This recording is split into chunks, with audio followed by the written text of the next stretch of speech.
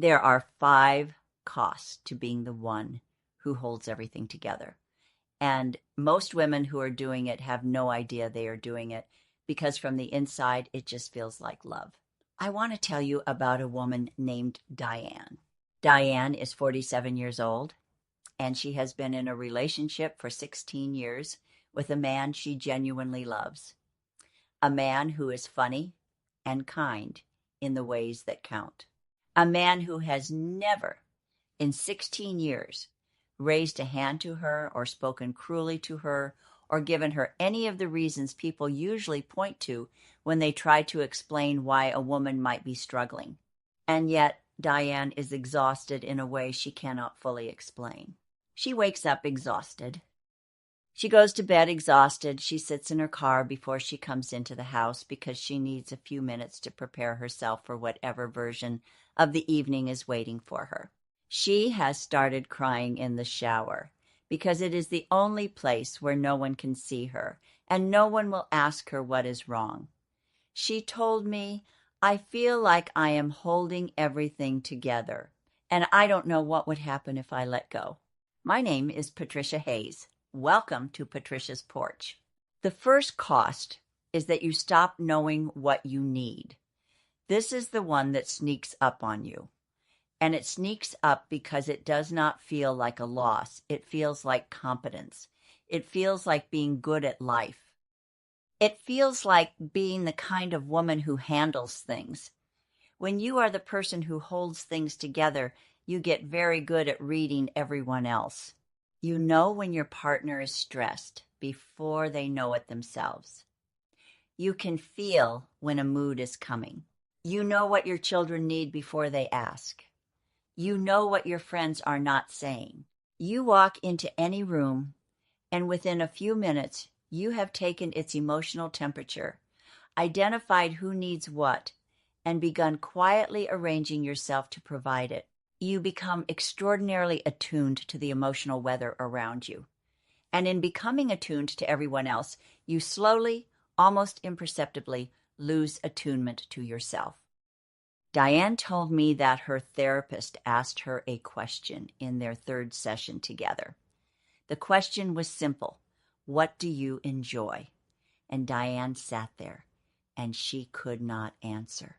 Not because she is a woman without preferences, not because she was always like this, but because she had spent so many years tracking what everyone around her needed that her own needs had become background noise, so quiet, so consistently pushed to the back that she had stopped being able to hear them. She said, "I used to love things. I know I used to love things, but I couldn't remember what they were. I had managed myself into invisibility." I have heard this from many women.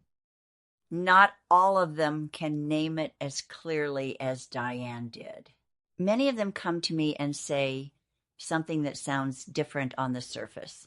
I feel lost, or I feel like I don't know who I am anymore, or I feel like everyone in my life needs something from me and I don't know what I need from any of them. But underneath all of those different ways of saying it, the feeling is the same. A woman who has given so much of her attention to managing others that she has lost the thread of herself. That is the first cost. Not the dramatic kind of loss. The quiet, accumulated kind, the kind you don't notice until someone asks you a question you should know the answer to, and you find yourself staring at a blank wall inside your own mind. The second cost is that you begin to attract people who need managing. This is the one women find hardest to hear because it can sound like blame. I want to be clear that it is not. What I mean is this. When you are someone who holds everything together, when you are reliable and capable and always ready to absorb, organize, soothe, and manage, you become a particular kind of safe harbor. And the people who are most drawn to safe harbors are often the people who most need one. Not bad people, not cruel people, often genuinely warm and loving people, but people who have, for whatever reason, not been required to manage themselves. People who have not had to develop that capacity because someone like you has always been there, quietly managing things around them before the need ever became visible. Diane's partner is not a difficult man. He is not demanding in the way that word usually implies. He does not raise his voice. He does not criticize her. He tells her he loves her, and he means it. But he has never, in 16 years, planned a holiday. He has never noticed when the household was running low on something and taken care of it without being asked. He has never sat down and said, "You seem tired. What do you need from me this week?" and then actually waited for the answer. Not because he is indifferent, but because in their relationship, that has never been his role. Her role was to hold things together. His role was to be there, to be held. And here is the cost of that arrangement. When you are the one who holds everything together, you can end up in a relationship with someone who never had to learn how to hold anything because you were always already holding it. And over time, the gap between what you carry and what they carry grows so large, so familiar, that neither of you can quite see it anymore. It has simply become the shape of your life together. The third cost is the resentment. It does not arrive all at once. It does not announce itself. It arrives in small moments, over years, and it accumulates quietly in the background while you are busy doing everything else.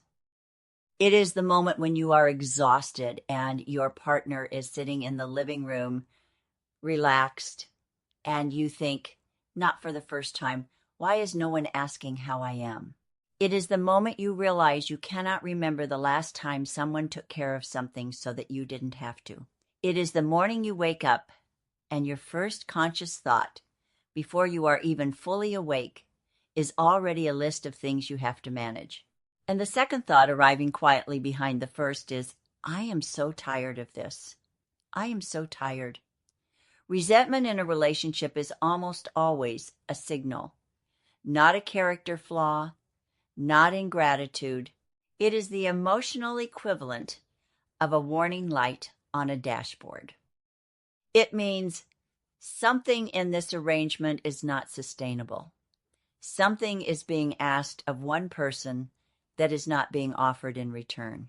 And the body and the heart, even when the mind is busy rationalizing, begin to keep score. Diane told me she spent 2 years feeling guilty about her resentment before she was able to feel it clearly. She said, I thought I was being unfair to him. He is a good man. He loves me. What right do I have to feel this way? And I told her what I believe to be true. Resentment does not require your permission. It does not wait for you to decide you have earned it. It arrives because something real has happened, or not happened, for long enough that some part of you has started to register the imbalance. The question is not whether you have the right to feel it. The question is what you are going to do with it, because resentment that is not looked at directly does not stay quiet. It finds other ways out. It comes out as irritability, as distance, as the kind of flatness that slowly drains a relationship of its warmth until both people are living in the same house but no longer really reaching for each other. The fourth cost is the confusion between exhaustion and love. This is the subtlest of the 5, and in some ways the most damaging. When you have been holding everything together for a long time, the effort of the relationship begins to feel like the relationship itself. The work becomes indistinguishable from the love. You stop being able to tell where your care for someone ends and your management of them begins. The two things wind around each other so tightly over so many years that they start to feel like one thing. And this matters. It matters enormously because it means that when you imagine what it would look like to stop to pull back, to require something in return, it feels like you would be abandoning the relationship. It feels like the love would stop if you stopped working so hard. Like the relationship itself is held together by your effort, and without that effort, it would simply come undone. Diane said something to me that I have thought about many times since. She said, I don't know if I love him or if I just need to know that he's okay. I want you to sit with that sentence for a moment, because what it describes is not love in its fullest sense. What it describes is anxiety, the particular anxiety of a woman who has become so responsible for another person's emotional state that she can no longer distinguish her genuine care for him from her fear of what happens if she stops managing things. She is not loving freely. She is loving under the pressure of a system she built and now cannot find the exit to. That is not her fault. That is what overfunctioning does over time. It turns love into obligation. It turns care into labor. And the woman doing it often cannot see the transformation because it happened so gradually, and because the two things, real love and anxious management, can feel so similar from the inside. The fifth cost is what happens when you stop. And you will stop. One way or another, you will stop. I have watched this happen in the lives of enough women to know that the body and the heart have their own limits. And eventually those limits arrive. You stop because you leave, or because something in you breaks, or because one ordinary day you simply cannot do it anymore and you sit down and you do not get up. Diane stopped on a Tuesday. She came home from work. She walked into the kitchen where she had made dinner every night for 16 years, and she did not start dinner. She sat down at the kitchen table and she did not move. Her partner came in. He saw her sitting there. He asked if she was okay. She said no. And for the first time in 16 years, he sat down next to her and he waited. And she told him, not everything at once. Over weeks and then months, she told him what she had been carrying.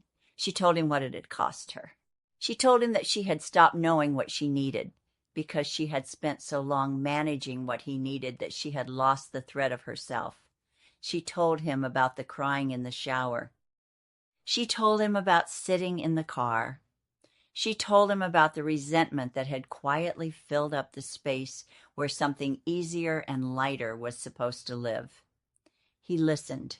Not perfectly. There were evenings when he became defensive, when the conversation was painful, and neither of them handled it well. But he kept coming back. And then he started to change. He began slowly to take things on without being asked. He began to notice when she was tired and to do something about it rather than waiting for her to push through. He began for the first time to ask her what she needed and to mean the question. Diane told me 6 months later that her relationship felt like it finally had two people in it. I want to be honest with you, though. Not every relationship survives this. Some partners, when a woman stops overfunctioning, discover that they do not know how to meet her in that new space. They have grown so accustomed to being managed that they have never had to develop the capacity to show up differently. And when that becomes clear, when the gap is too wide or the willingness is not there, some women make the decision to leave. Not because the relationship was terrible, but because the relationship was built on a foundation that required her to be less than she is in order to hold it together. And that foundation cannot hold a full woman. A woman who has found her way back to herself, who knows what she needs and is no longer willing to go without it, that woman needs a different kind of structure around her. Before I go, I want to say one thing.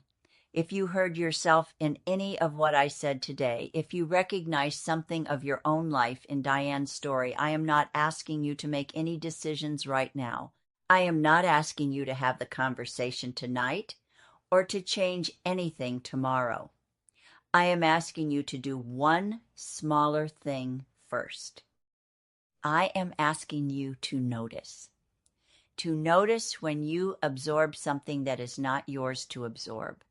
To notice when you manage something that someone else could have managed.